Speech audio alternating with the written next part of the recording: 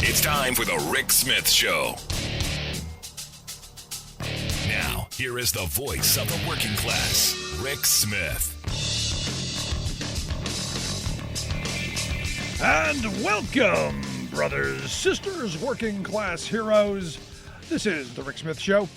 Thanks so much for being here. Today on the big program, lots to get to, lots to talk about. Big news. Big news. Democrats going to move a $3.5 trillion budget reconciliation bill. Going to do some incredible things. Got an opportunity here. And an excellent opportunity here to regain their credibility with the working class in this country. They've got an opportunity to show that they've got a backbone, a spine, that they've got direction, that they're actually going to lead. This, to me, really important. The other thing, and look, there's a lot of great things in this. For me, the number one thing, the PRO Act is still in it. The first bit of major, I'm talking major labor law reform in my entire lifetime, and really in the last 70 years. You go back to Taft-Hartley in 1947, that out of whole cloth created this right to work environment that basically says you can have the right to freeload. You can get all the benefits of being a union member, the wages, the hours, the conditions, the grievance procedure, all of that stuff. You can get it for free. Because who doesn't love free stuff? Who doesn't love to get stuff off the expense of someone else? Basically, to starve unions of resources to be able to fight for those better wages, hours, conditions. For me, the fact that the PRO Act is still there, really important. Shows Democrats have a little bit of a spine, a little bit of a push. Now, we're going to find out what the Senate parliamentarian does. Not going to be thrilled if she pulls that out of there. But for now, step in the right direction. This is one of those things that I've been saying for the longest time we need to get done. You want to solve a lot of problems in this country? You want to solve a lot of our tension points? Give people good jobs. Give people opportunities to lead a better life. And things will take care of themselves. I firmly believe that. You give people quality work with a quality wage and an opportunity to support their families. A whole lot of people, the temperature cools a little because people have hope and opportunity in the future. You know, you go back to the Obama years, they were talking a lot about hope and opportunity, hope and change, yet they didn't do the one thing that I wanted them to do from the beginning, which was pass major labor law reform. This could be that moment. Look, we've got the most pro-union president ever. In my view, or at least in my lifetime, this is the moment. Now, it's going to come down to, and we know this, it's going to come down to those handful of Democrats. Will you get the Manchins and the Simonas and the Werners and some of the the one from New Hampshire, the one from out west? You're going to get them all on board. I got to think the fact that it's still there at this moment and they're moving forward on this, a good chance. Now, lots of good stuff in this. The fact that right now there's a push to lead, it's in here, 2 years free community college for every American student. That is huge. They're going to expand the $300 a month child tax credit on into the future. Long-term expansion of this is what they said. Going to expand Medicare to have dental, vision, eye, hearing, all that stuff. So that all those stuff that's important. Because it's always been weird to me that your teeth and your eyes and your ears and all that, they're not part of your body. So that, and look, I've talked to a number of people recently who are thrilled about this. Now, if only we could get them to lower the Medicare age, get it down to 55, you'd see a slew of people retiring, opening up opportunities for younger workers. That may come at some point. Also, there's going to be the continuation of additional subsidies for folks to get the Affordable Care Act, health care, because of the pandemic. That's a good thing. There's some stuff in there about climate change because I don't know about you, but it's we got a lot of work to do to get us moving. And as the frame has been laid out, and this is one of those moments where I'm going, thank goodness already. I've for years I've heard people say, "Oh, we need small government. We need small government." And I've always said, look, I don't care how big or how small government is. I want effective government. I want government who's going to be able to do the things that we need them to do, the things that we can't individually do, that we collectively do through our government. That's how big or how small I want them to be, to meet the challenges of our moment. Right now, pandemic, big thing. Economy, big thing. Infrastructure, big thing. Healthcare, big thing. Education, big thing. All big things that we should be collectively moving forward on and giving people the opportunity, well, to make better lives. So I saw this line, the era of big government is over. And it's about time.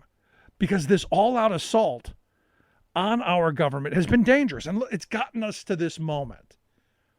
And, the Republicans built an entire image and brand around bashing government.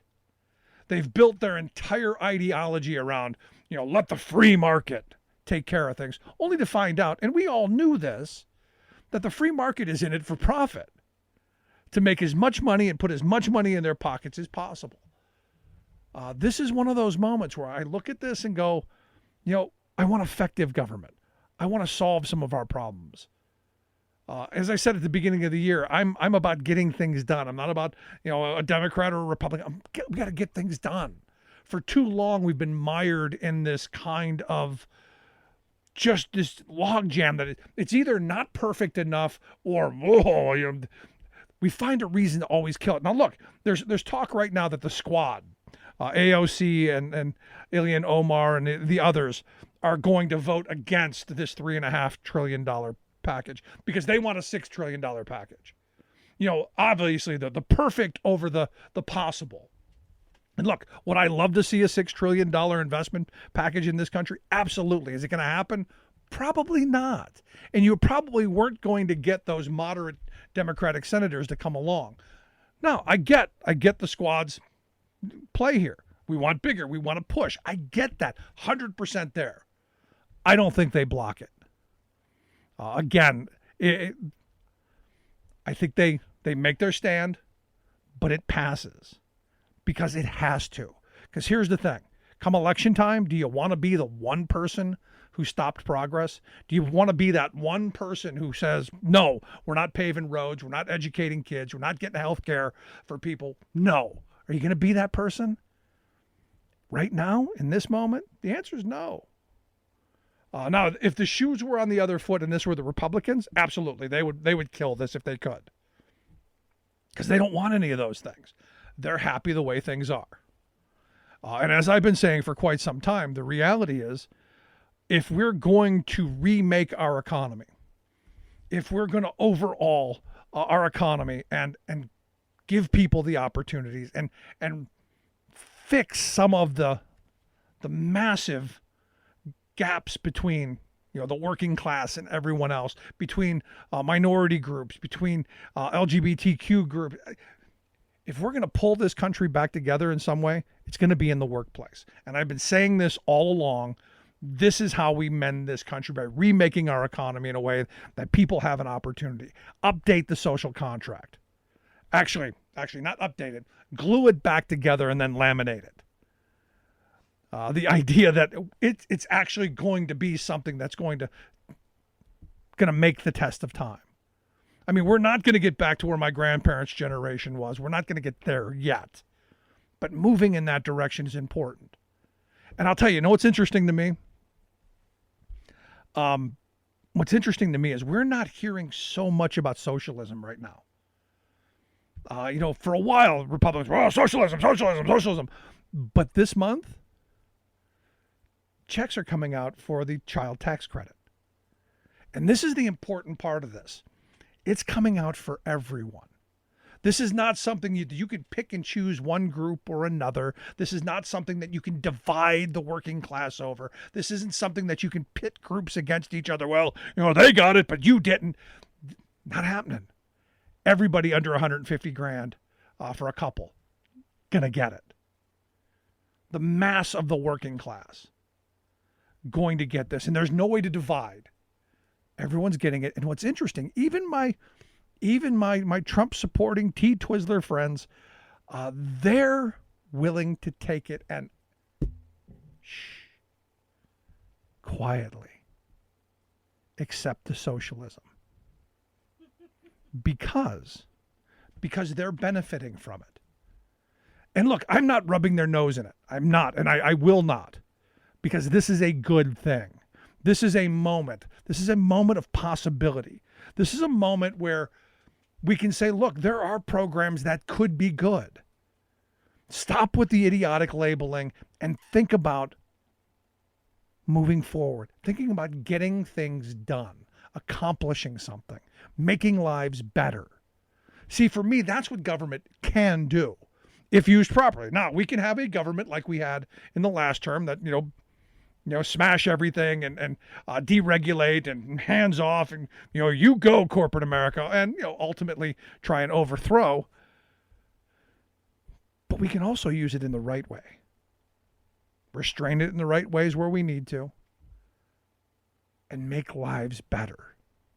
And I know I hear it all the time, but Rick, we can't afford it. Can't afford it. You want to spend what? $6 trillion investing in the country? Yeah.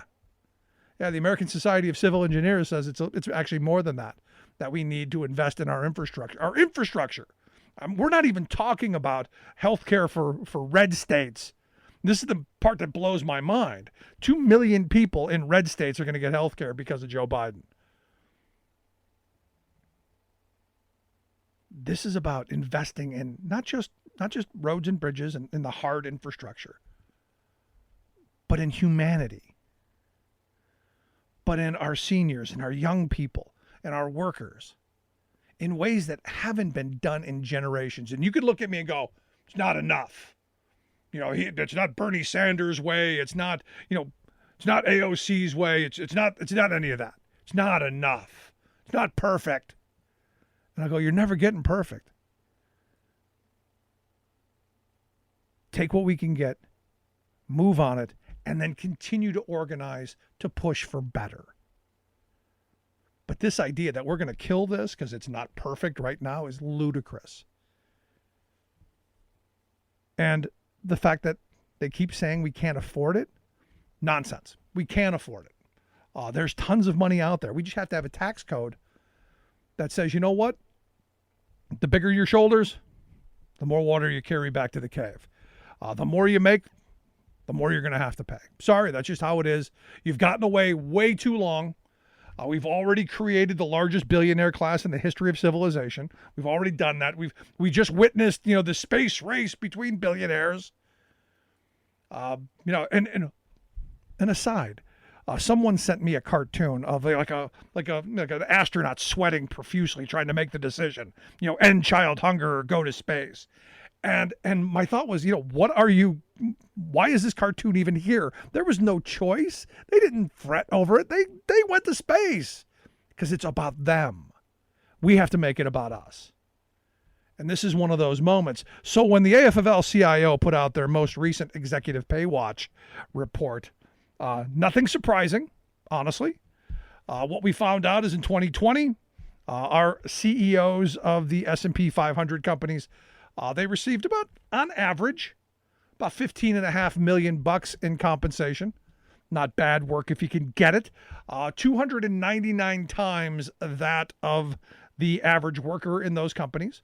So didn't break the 300, been there before, but didn't do that. The average CEO saw their pay jump by by $712,720. And you go, what's a cool nearly $750,000 increase? That's 1 year increase. Just last year. Over the past decade, our S&P 500 CEOs have seen their pay jump $2.6 million. Now you go, wow, that's over a decade, Rick. That's not that big of a deal.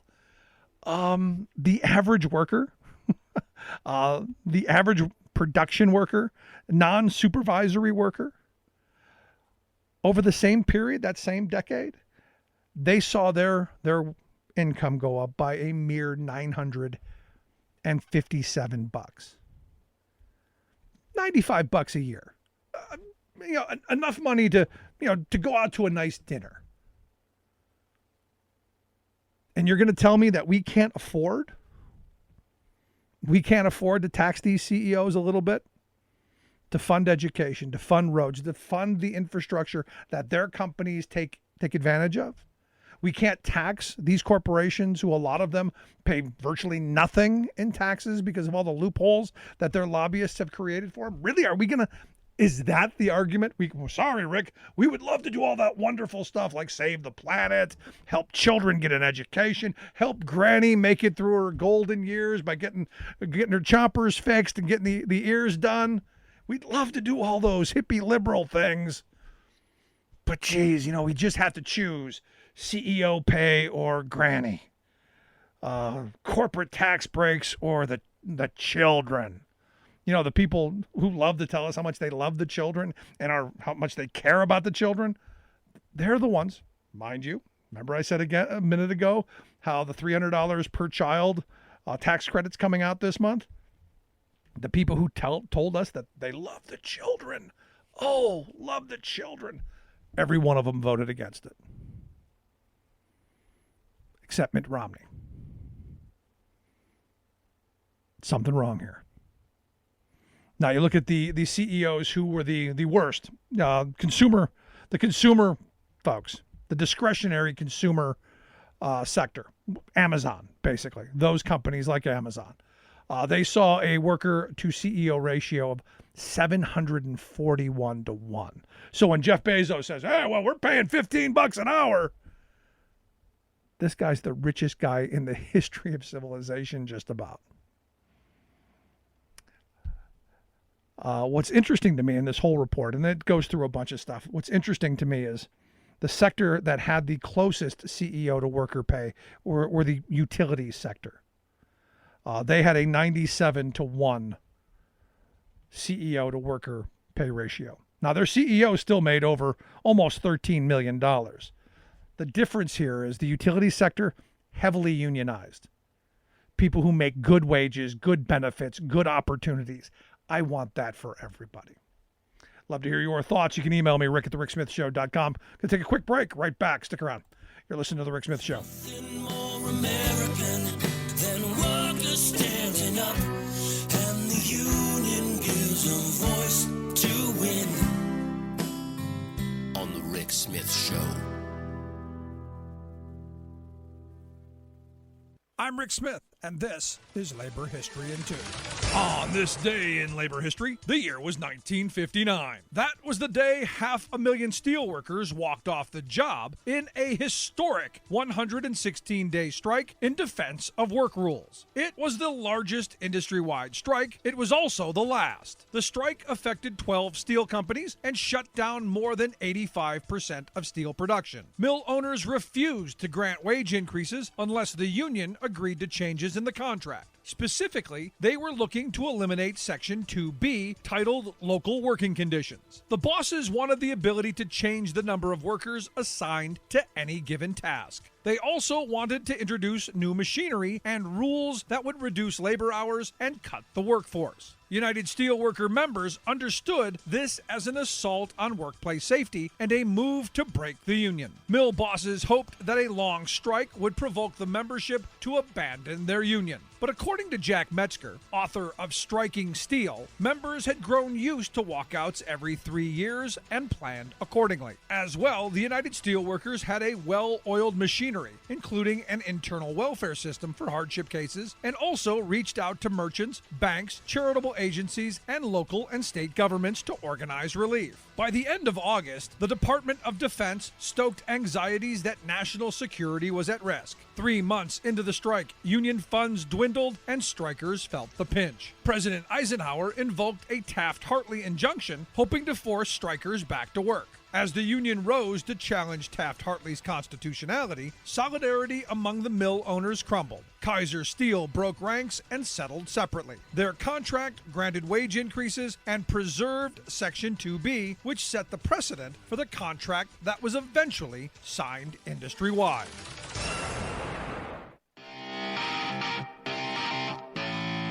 Welcome back to the Rick Smith Show. Now, here is Rick Smith.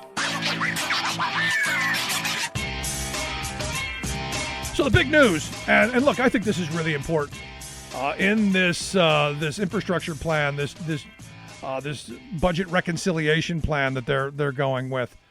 They're going to get health insurance to 2 million people in red states, and you go, why would Joe Biden do that? Why would he? Why would he vote? Why would he vote to and push to have people in states who voted against him covered? I would argue, one, because he's a decent human being, and that's what decent human beings do. But two, loves the country and not vindictive like the former guy. The former guy did everything he could possibly do to make the states that didn't vote for him more miserable. And you saw that in the SALT part of the tax bill.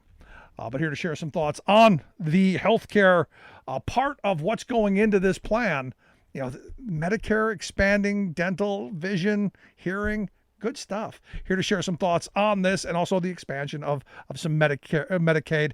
I've asked Laura Packard to come talk with us. Laura's a stage 4 cancer survivor and founder of Healthcare Voices. Laura, thanks for taking time for us. Thanks for having me on. So I don't want to steal Joe Biden's line. This is a BFD. Yes. Since the Affordable Care Act was passed in 2010 and actually implemented in 2014, there have been many red states where low-income Americans have not been able to get health care because of conservatives in those states refusing to expand Medicaid. And even with generous subsidies included in the American Rescue Plan, they still won't do it. And so that's why there's finally good news that in the upcoming infrastructure package, there will be a federal version of Medicaid for those states for people that don't make enough money to get help right now, but can't afford health care. Now, is this the beginning? Because, when I was looking at this, I'm going, what I wanted from the beginning was Medicare for all, and I'm very honest about that. But here, I'm someone who won't destroy everything to get the perfect. We got what we could get. But I also wanted, if we had to go this route, a public option. Is this the beginning of what could be that public option?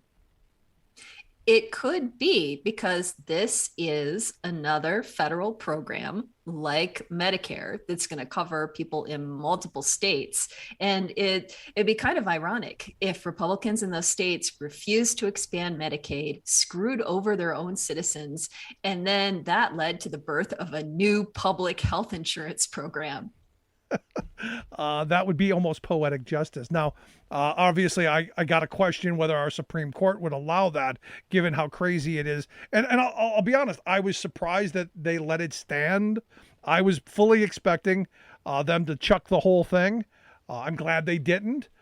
But how do you think this then, because this is clearly going to be another lawsuit and another revival of repeal and replace and all of that coming. How do you think that plays out? Well, I hope that the Supreme Court is sick and tired of healthcare, just like the rest of us are sick and tired of having our healthcare threatened every year. I don't know what the courts will rule or when they'll rule it, but over 2 million people in states like Florida, Georgia, North Carolina, and Texas can't get healthcare right now. And these are the essential workers that we supposedly value. Well, we don't value them enough to provide them healthcare in places like Texas, apparently. But there have been people suffering and people dying without healthcare in all these years that their legislators just refuse to do their duty. And so now the feds are coming in. Yeah, I mean, you look at where we started with our healthcare system, and right when the ACA passed, I remember this story like it was yesterday. Within like a year of it passing, I met a couple who the husband hadn't had healthcare in years. They got an ACA plan that got them to be able to go see a doctor, and he was diagnosed with cancer. And they basically saved his life because he was able to get preventative care. And I remember that story because, you go, well, we didn't get everything we wanted. I go, but to that guy, we did, because that saved his life. Exactly. And I'm fortunate enough that I lived in states that had expanded Medicaid. And so the healthcare systems in those states were stable. You see hospitals, especially rural hospitals, closing left and right in the states that didn't expand Medicaid because there's just no money to cover people who are uninsured. So it winds up affecting everybody when some people in your state can't get the care they need. Now 2 million people is a lot of people, but we've got a lot of uninsured folks in this country. And I'm sure you're going to hear it from people. I've heard it already. It doesn't go far enough. What do you say to the argument that, this, it's all fine, well, and it's good. They've done a half measure here. What do you say to that? Well, this is a start. And I think if we can get more than 50 senators to go along with something better in the future, I look forward to seeing that. Yeah, that's a problem. I mean, even when Democrats had 60, they didn't get it. So in looking at this, because, of course, there are things that I would like to see happen. I've said, from the beginning, you take what you can get. And if this is what we can get, we take this now. And then we march forward. I would love to see the Medicare age drop down to at least 55 to get, old people out of the workforce and get them retired so the younger generation can take over. And also to lower healthcare costs for people. The number one, I talk to people all the time. The number one concern that people have are the cost of healthcare. And you look at the fact that, healthcare CEO, because the AFL-CIO just did their annual executive pay watch. And, in the healthcare industry, the numbers were just completely astronomical on what the CEO to worker pay ratio was. I mean, something like 300, I think like 250 to 1, 253 to 1. I mean, just a massive amount where you go, maybe we cut those CEOs pay down a little bit, maybe raise those workers pay up, and maybe we expand access for people. Exactly. Is our healthcare system designed to make a few corporate CEOs rich, or is it designed to make Americans healthier?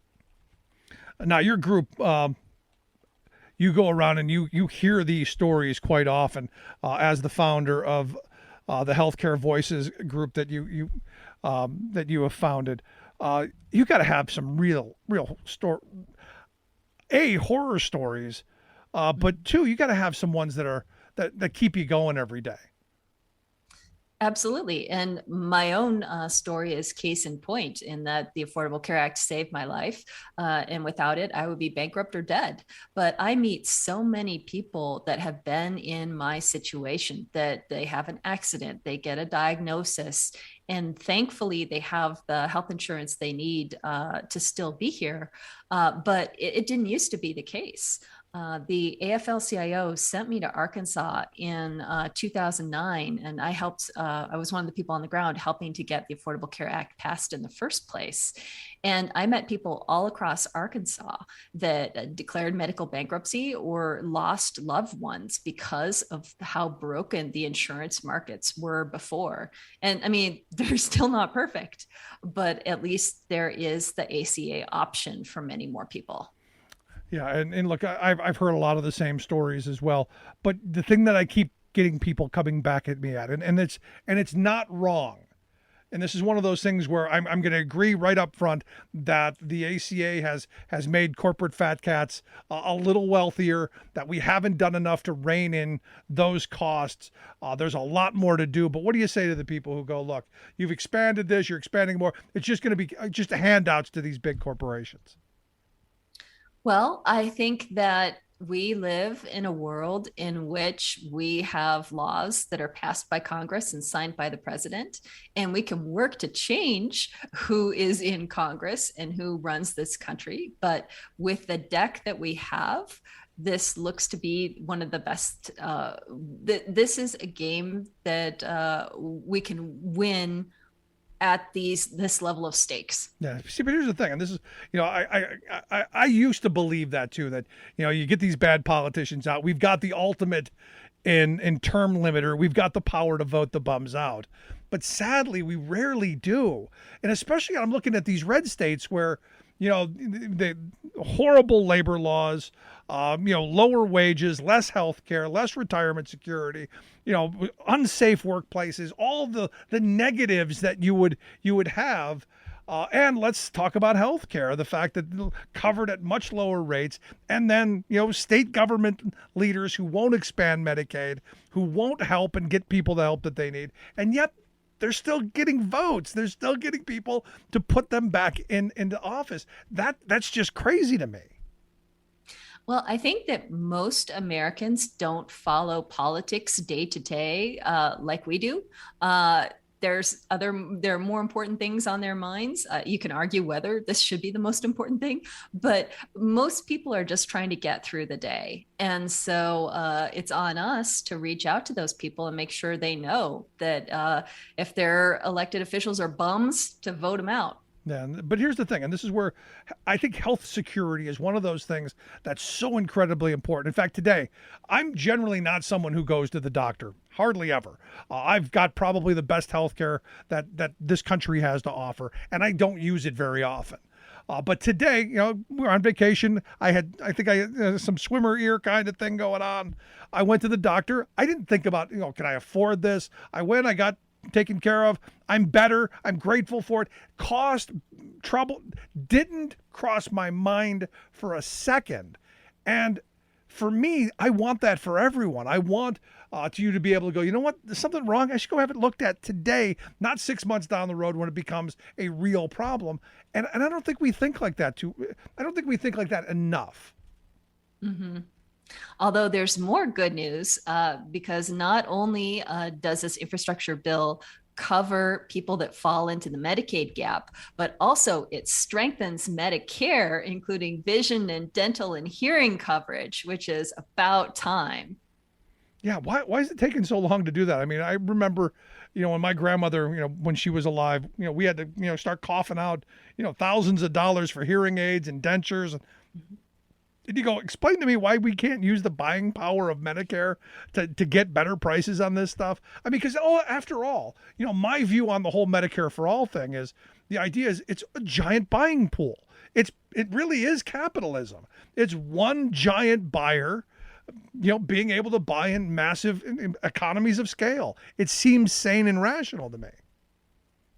Well, I think since the Tea Party takeover in 2010 and so on, we just haven't had a majority in Congress and a president that cared about healthcare. Yeah. And now the stars have aligned and we finally do. And so that's why you see this one bill, the infrastructure bill, has every possible thing included into it because we don't know how long this moment will last where we can actually do some good. So let's ask this serious question. How likely is it that this passes? There's some things in here that I'm thrilled with. Free college for community colleges. The PRO Act is still in there. There's a bunch of things that the eye and dental and the hearing for Medicare recipients, all great things. Not going to really matter if it doesn't get through. What are the chances of Manchin and Simina and Warner and some of the other more moderate Democrats coming along? What are the chances of that, do you think? Well, the news that's come out over the past couple of days, it sounds like they've agreed on a number and everybody is on board with that. So that's a good sign. It sounds like the bipartisan infrastructure piece, the roads piece, or whatever that the Republicans are working on with Democrats, that sounds a little bit shakier, that the Republicans are starting to get cold feet, which is no surprise to you or I, because we know that the Republicans are not on the up and up when it comes to negotiations, that Mitch McConnell and his caucus will just pull something back as soon as you try to pick it up. But it sounds like the Democrats are on board with the human infrastructure piece, that they have a number and they have at least a rough outline of what it includes, and that we still have a long way to go. And there's going to be setting up legislation and votes on it probably right through September, maybe October or later. So we're by no means at the finish line, but so far, so good. And I think everyone is motivated to produce something because a lot of them are up for election next year and they need something to point to. No, so they're very motivated in that sense. No, they've got to be, because I've said from the beginning, I've been saying this since January, if they don't get something big on the infrastructure front, if they don't get something substantial and visionary and transformational and all of those words, if they don't get something that's going to make people's lives better, 2022 is going to be a bad year. Mm-hmm. And we live in a moment in time in which it's possible to do something. At least today, we could cobble up enough votes in the House and the Senate, even though it's going to be very tight because it's a 50-50 Senate with Kamala Harris as tiebreaker. And I think it's only 3 votes up in the House. So very small numbers, but we do have the raw materials to get there. We just need the will to do it. Yeah. So the other question I had someone throw at me, does the squad derail this because they want more? Does that happen? I don't think so. I don't think the moderates or the squad, the more progressive members, I think everybody is motivated to produce something. And there's going to be a lot of fights in the next couple of months to determine exactly what the final bill looks like. But I think at the end of the day, no matter where people's politics are, they are aligned with the idea of doing something. No, we got to do something. We can't wait any longer. And in fact, there's some stuff in there about climate change that I haven't gone completely through, and I'm not 100% sure what it is. But at least there's someone thinking about doing something, because the Guardian had a story, I think it was yesterday, that said that the Amazon is actually emitting more CO2 than it's absorbing. We're in real trouble. Mm-hmm. And we've only got this one planet. There aren't enough spaceships for Bezos and everybody else to blast off to a different one. Yeah, I'm not worried about that. I read a thing the other day on how difficult it is to live in the space station, and how, there are no rich people going to space. They would never stay to that kind of a regimented schedule. Never gonna happen.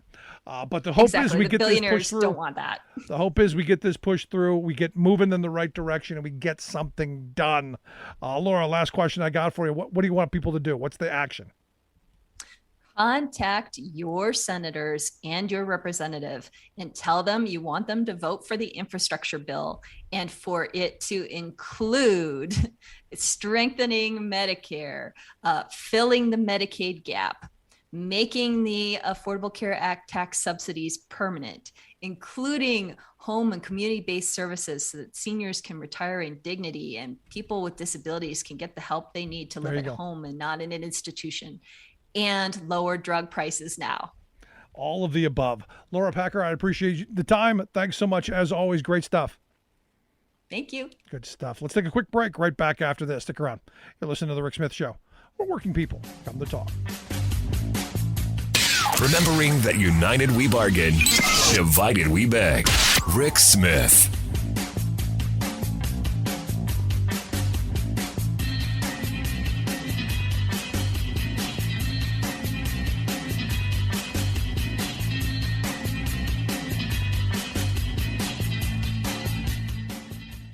I'm Rick Smith, and this is Labor History in 2. On this day in labor history, the year was 1931. That was the day that Ralph Gray was attacked for trying to organize black farmers. Gray was born to a large African-American family in Alabama. Living in the Jim Crow South, he became a tenant farmer. He joined the Communist Party. At the time, communist labor organizers were often more open to black membership and leadership than were other white-dominated labor organizations. Along with his brother Tommy, Ralph helped to found the Croppers and Farm Workers Union in Tallapoosa County, Alabama. They set to work organizing black sharecroppers. Then, several of the local landlords stopped providing food and money to their workers. They did this in an effort to force the black workers to labor on building a new sawmill. Angry sharecroppers joined the new union in protest. The union demanded more autonomy for the tenant farmers. They also demanded a longer school day and a public school bus for their children. Alarmed by this organizing, the sheriff Kyle Young led a posse to break up a union meeting. They beat and terrorized the union members. The vigilantes then went to Tommy Gray's house, where they fractured his wife's skull. Ralph Gray chased them off with a shotgun. But the next night, on July 16th, the union met again. Gray and others armed themselves to protect the meeting. Gunfire was exchanged.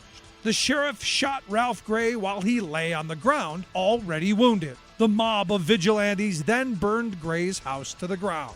They placed Gray's mutilated corpse on the courthouse steps as a warning to any others who dare to stand up for the rights of black workers. Labor History in 2 brought to you by the Illinois Labor History Society and The Rick Smith Show. For more information, go to laborhistoryin2.com.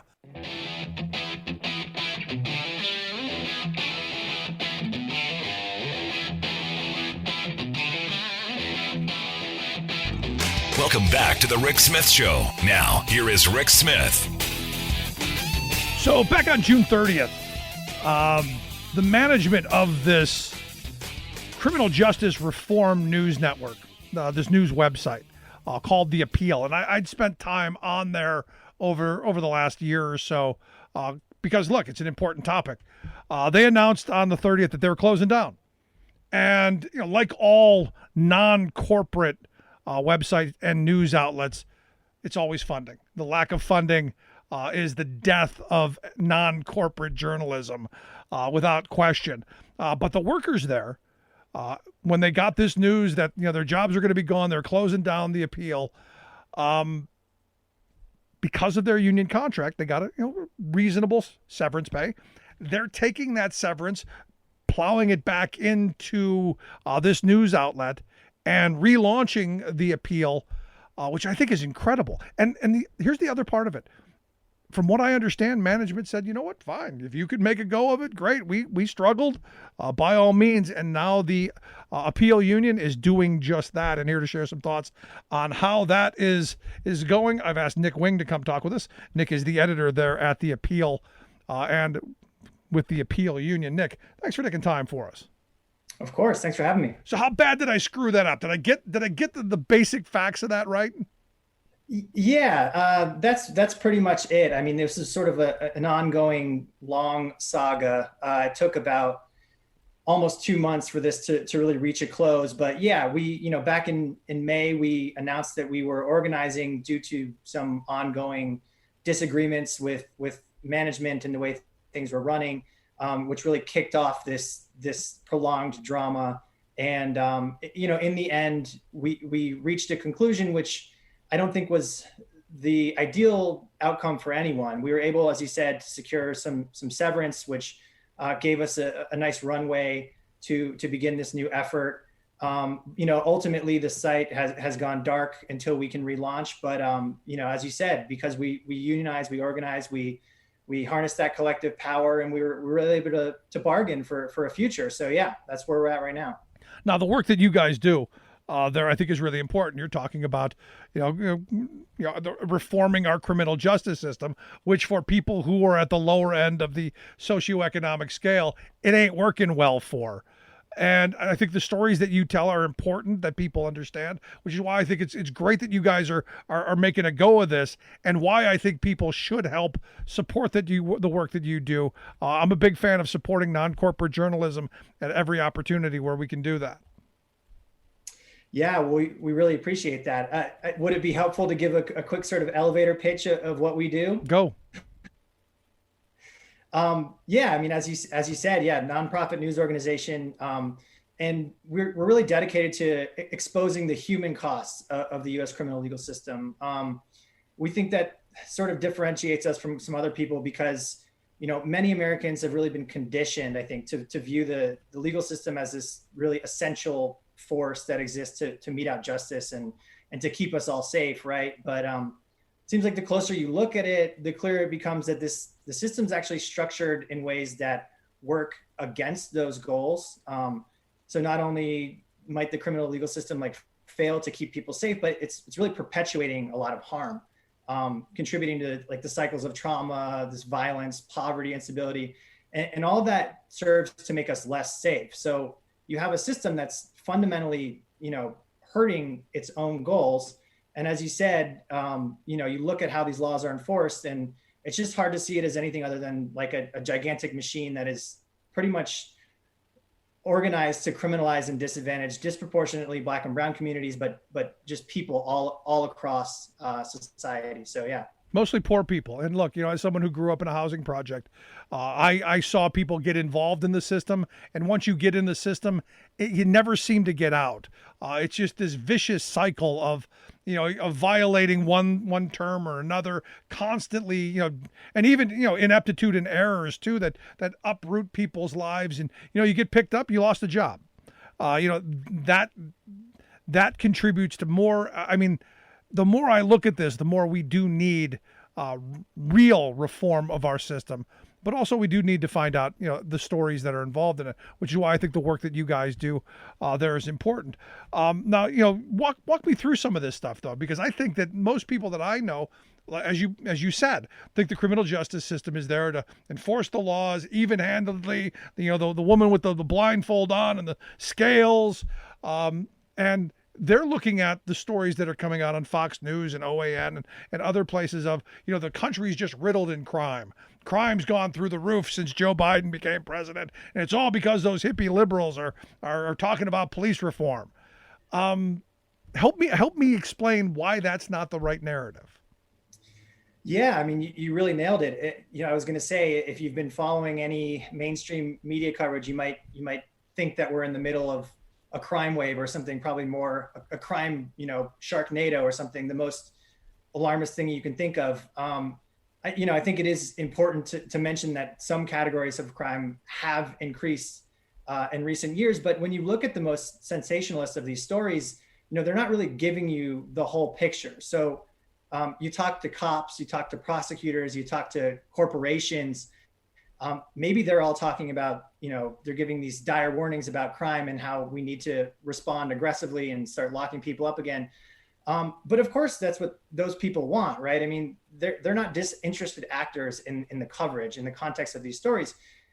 They benefit, and in many cases are in charge of holding up the status quo as exists right now. So not only that, but they have nothing to lose from returning to failed tough on crime policies. These are not the people who are going to be arrested. These are the people who benefit from, really a police state, lockdown, throwing people in jail for shoplifting and all of that. So, when we cover crime and public safety at The Appeal, we really want to make sure that we're not basing our framing, we're not basing our narratives, we're not basing our reporting on speaking to those sources, the people at the top of the system, and certainly not those sources alone. And we really want to make sure that we're talking to the grassroots organizers, the movement builders, the impacted communities, the policy experts, all the people who are actually closest to these problems, who know them, best, and who have the most at stake in them. We want to be talking to those people because those are the ones who are going to give you an honest picture. And we really think that anyone who's doing reporting and not talking to those people, it's a disservice. And in a lot of ways, it reflects an editorial choice that is going to drive mass incarceration, especially as we look at crime trends. Well, I mean, that's also a political part of this as well. I go back to Bill Clinton, and we're going to put 100,000 more policemen on the streets. And I remember at the time going, is that a good thing? Do we really want, constant policing? Are we not capable of making sure that we follow our own laws and then we're told to be afraid of everyone. Murders are up and gun violence, but the gun's never the problem. But we're told, around every corner is a boogeyman, and the only way that we're going to be safe is to do some of these really heavy-handed things, of which I'm not thrilled with. Totally agree. I mean, if you let the people who have the most power already dictate, the narrative and dictate the policy response, we're gonna repeat the mistakes of the past. So we just really think it's important to highlight what we see as the honest effects of a mass incarceration system that we have. If there's going to be a debate around, as you say, returning to stuff that happened in the 90s, if you talk only to cops and to prosecutors, they're not going to give you the full portrait of what might happen when that goes down. So we think it's just a really important time to continue this sort of coverage, and we're hopeful that we can get off the ground as fast as we can, really, to get back to that work. Yeah, no, anytime I talk to a policeman about anything like this, it's always the Willie Horton scenario. We let some violent offender out on bail, on parole, whatever, and they go and they do something really horrible. And we can't have that. We've got to keep people locked up forever and throw away the key and all those things.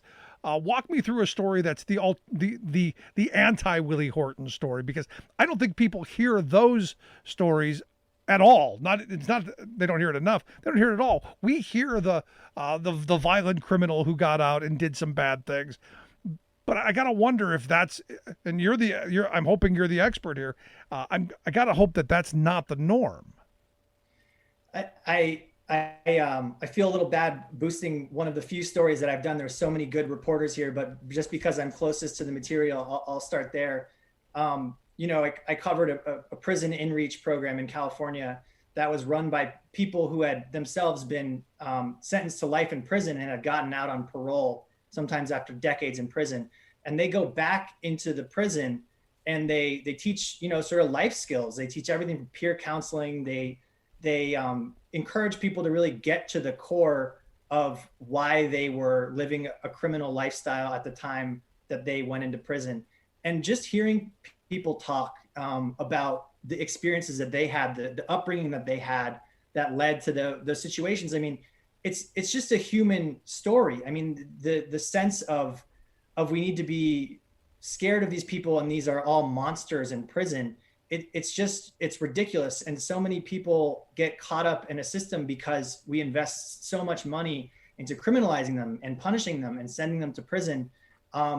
Where if they had positive influences in their life, they had an after school program or something like that, you just get the sense that really we could have caught them before they went into prison in the first place.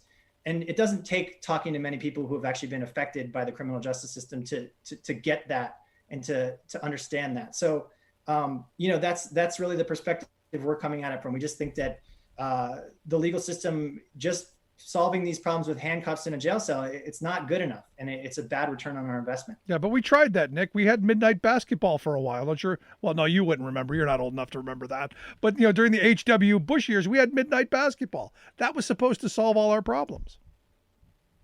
Yeah, but basketball games, but how much money is going into that versus how much police we're paying the cops to patrol outside of the basketball game to then arrest people who get into trouble. So this is where a lot of this I'm 100% with you, but there you get to this point where now we're talking about rapists and murderers.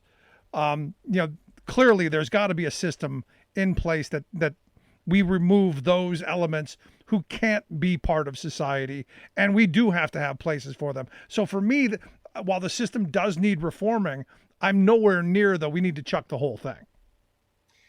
Yeah, I mean, the reality is that we're so far away from a well-functioning system that we're happy to have debates about the scope of change that needs to happen. I think fundamentally the equation that we're looking at is so deeply flawed. I don't disagree that there are probably people who should not be free in society because of things that they have done or mental illnesses that make it impossible for them to function without some sort of supervision. But certainly throwing them all away and locking, throwing them away and locking them up, throwing away the key, that's just, it happens to way too many people. And it's sort of gotten us to where we are, which is, lots of people who are just excluded from society in one way or another. Yeah, it's a lot that has to be done, and I'm wishing you guys the best. I think the work that you do is important. I hope people will take a look at the Appeal website once you guys get up and running, and I'll follow you on Twitter at the Appeal Union. We'll get links out on social media how folks can do that. Now, I want to spend this last couple of minutes going, how can we help you? Obviously, I want one of those cool T-shirts. So what's that cost us to get? Let's walk me through. Yeah, and we're looking at some merchandising options. The Appeal Union shirts. We'll have to get another batch if we got a bunch of people interested. The best thing you can do, honestly, follow us on the Appeal Union, as you said, on Twitter. Click on theappeal.org. We have a bunch of stories that we've published over the last couple of years A pop-up will show up when you go there. There will be a link to our fundraising campaign. Kick in, $5, $10. It really makes all the difference.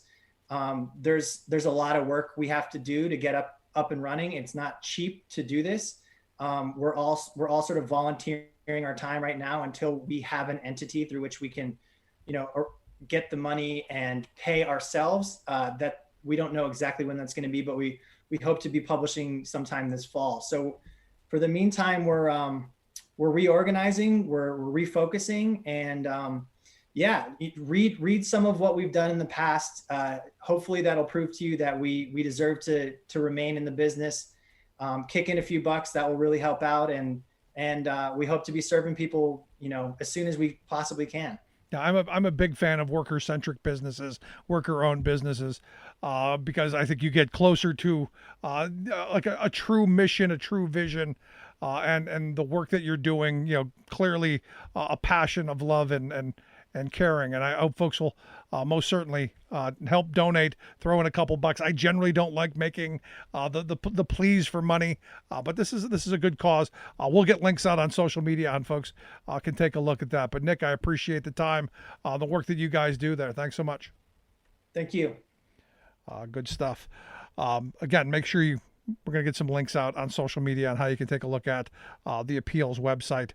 I think it's theappeal.org. We'll get links out on how you can take a look at that. But for me, I mean, the sad reality is we live in this weird world where we have a legal system that is really, punished the poor. I mean, I grew up in an area where the only time you saw a policeman, they were cracking heads.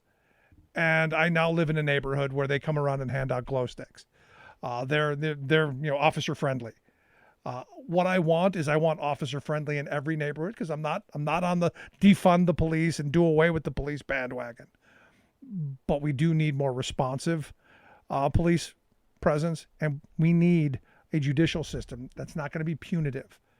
It's not about punishment as much for me as it's about helping people. I've had a lot of friends who've had problems legally, and because someone cared, because someone gave them a helping hand, they were able to straighten their lives out. And ultimately, that's where I want to be. Now, granted, murderers, rapists, whole nother ball of wax. I'd love to hear your thoughts, though.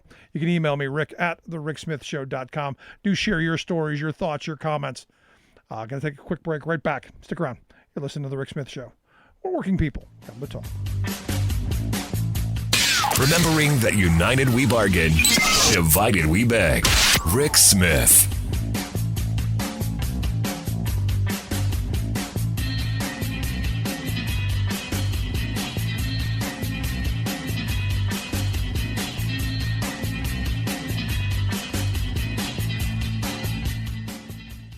I'm Rick Smith, and this is Labor History in 2.